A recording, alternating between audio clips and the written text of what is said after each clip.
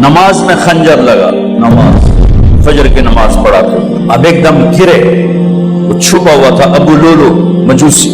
اس نے 7 وار کیے خنجر کے پیٹ، تو عبد الرحمن بن عوف لپک کے آگے مصلی پہ کھڑے ہو کے نماز شروع کر دی،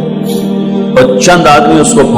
پکڑنے کے لیے بھاگے، پھر اس نے آگے جا کے اپنے آپ کو خنجر مار کے اس نے خودکشی کر لی۔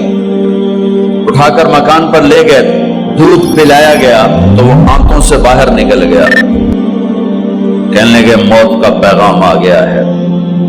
تو اپنے بیٹے کو بلایا کہ بیٹا جا کر اماں جان عائشہ سے کہو کہ عمر اپنے دونوں ساتھیوں کے ساتھ قبر کی جگہ چاہتا، اگر مجھے اجازت مل جائے تو مجھے وہاں دفن کرنا، اگر اجازت نہ ملے تو مجھے عام قبرستان میں دفن کر دیں۔